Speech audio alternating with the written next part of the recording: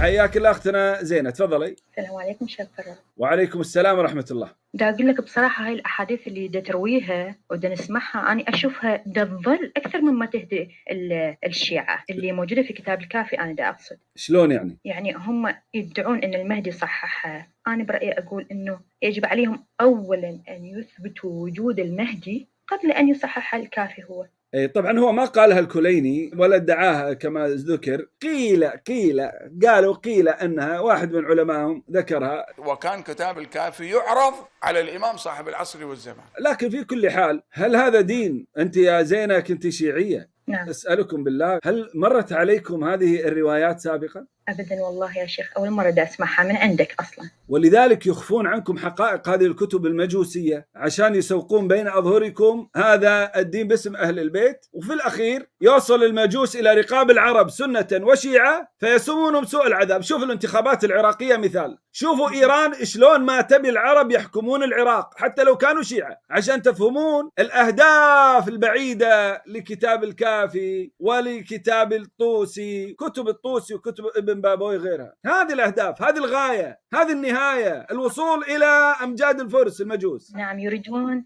أن يحافظوا على إيمان الناس وعلى عقيدة الناس وعلى النصوص الروائية، لكنها ما تتوافق مع القرآن الكريم. هذا اللي يرجوه. صحيح. ولذا الكليني أول من طعن في القرآن. صحيح. اقرأوا مثلا كتاب باب فيه نتف ونكت في التنزيل في الولاية، شوف شلون يلعب في القرآن، يزيد آيات وينقص آيات ويقول هكذا في الكتاب مخطوطة، هكذا نزلت، آيات ما لها علاقة بقرآننا. هذه غايته. الشيخ كمال الحيدر يقول ما يعتقده الكليني وضعه في الكافي بدون شك، يعني هذا اعتقاد. هل كتاب الكافي كتاب حديث لو كتاب فتوى؟ المشهور الآن بيننا شنو؟ كتاب حديث. الجواب كلا وألف كلا. الكافي ما يعتقده الكليني وضعه في الكافي. بهالحالة هل علينا الأخذ بالاعتقادات يا شيخ؟ لا شك أن هذا الكليني يعتقد ما في كتابه، وهذا مو بس الحيدري، حتى الكاشاني ذكر أن الكليني يعتقد ما في كتابه، ويصرح بها جملة من الأعلام يقولون إذا أردتم أن تتعرفوا على آراء وفتاوى، آراؤه في العقائد وفتاواه في الفقه، فانظروا إلى عناوين الأبواب، هذه العناوين هي آراؤه وفتاواه. ليقول لنا قائل والله نقل روايات تحريف القرآن وهو غير معتقد بها. لا لا لا، أبدا أبدا أبدا.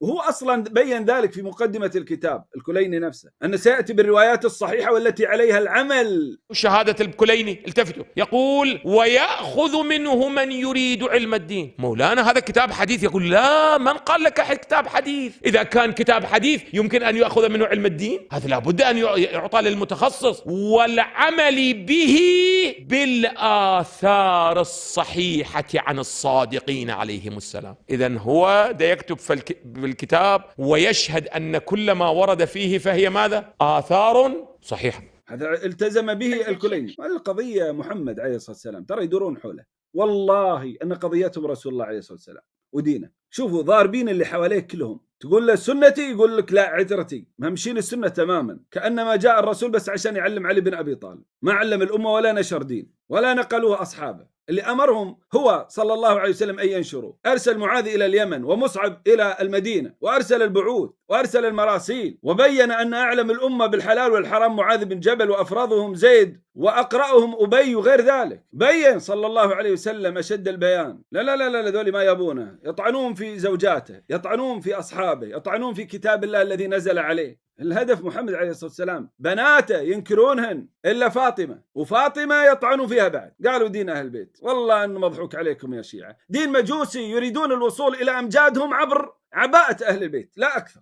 بالكذب عليهم والافتراء واختلاق دين جديد ينسب إليه. يا شيخ شنو أفضل طريقة حتى نفهم بها القرآن، حتى نتخلص من هذه الكتب المحرفة؟ شنو أفضل طريقة؟ بالنسبة للمبتدئين اللي يريدون قراءة القرآن يقرؤون يعني التفاسير الميسرة. يعني الحين عندنا شوفي أختي الكريمة في مصحف يطبع مجمع الملك فهد في المدينة النبوية اسمه التفسير الميسر. هذا رائع جدا، يشرح المعنى بدون اختلافات ولا أقوال ولا غير ذلك، يشرح معنى القرآن بسهولة وبساطة شديدة. هذا للمبتدئين أنصح فيه. ممكن تلقونه أيضا على الإنترنت. تفاسير مثلا تفسير ابن سعدي، الإمام ابن سعدي رحمه الله تعالى، وغيرهم من التفاسير توصل لك معلومة القرآن بسهولة. المتقدمين من طلاب العلم وغير ذلك يذهبون إلى كتب ابن جرير وإلى ابن كثير وإلى القرطبي وغيرها من كتب التفسير. موفقة أختنا الكريمة. دا أريد بس أحكي كلمة ويا الشيعي، أريد يسمعني، أريده تفضل. إنه أقول له تأمل في دينك وتأمل في مذهب أهل السنة وشوف وقارن، شوف الفرق. وقبل ما تقارن اترك من التعصب. راح شنو تلاحظ؟ راح تلاحظ إنه ديننا بقصص وخرافات عجيبة. يعني ثانيا راح تشوف صحابة كفرناهم حاشاهم، زوجة الرسول كلموا عنها بسوء حاشاها، دعاء وتوسل من غير الله، والأموال راح تشوفها تذهب لجيوب المعممين باسم الخمس. هذا الكلام، هذه النهاية. الزنا والعياذ بالله باسم المتعة. راح نشوف بعد شنو ضرب بالسيوف والسكاكين حتى يصير الدم. هل هذا هو ما كان يفعله النبي والإمام علي والحسين؟ هذا اللي أريد أسئله للشيعي. ثبتنا الله وإياك يا أختنا زينة. أنا أذكر كنت تقولين سابقا أنك كنت تحضرين مجالس العزاء للنساء.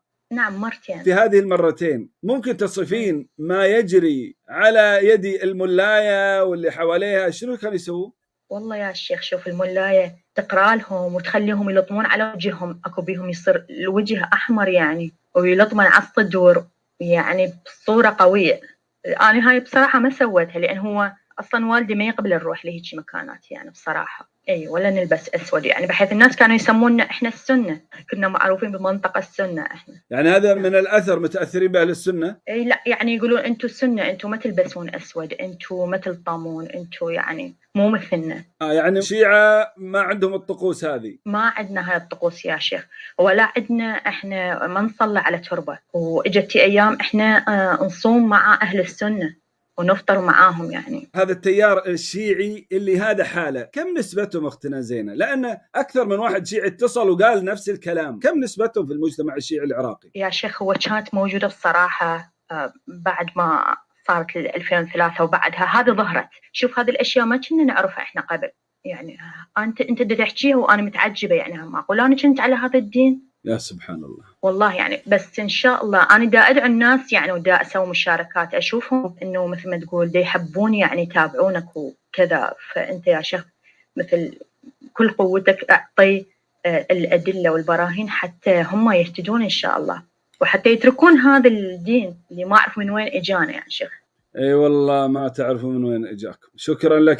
تعرف يا شيخ، تعرف يا شيخ انه والدي الله يرحمه كان من نهاية الصلاة كان يمين ويسار يعني. نهاية الصلاة يعني كانت الصلاة مثل ما صلاتكم انتم. بس من اجوا المعممين كل من قام يقول لازم صلاة هيجي صرنا نتبعهم بدون دراية يعني. ما جاءت المصائب إلا من وراء العمائم. والله ما ظل الناس إلا بسببهم. أسأل الله لكم الهداية والثبات على الحق أختنا زينة، وهداية الأهل والأقارب وبلاغهم الحقائق. ومثل هذه البثوث مثلا مقاطعها إذا ما عليكم خطر توزيعها، توزيعها فيما بينكم بين من تثقين فيه، ولو من باب يعني الاطلاع وليست الدعوة. شوفوا هذا واحد وهابي أو هذا الشخص الفلاني، هذا موقع السني، شوفوا شو يقول، من دون إظهار يعني تعاطف معه حتى تصل الحقائق وتنشر. موفقة أختنا الكريمة. شكرا. شكرا.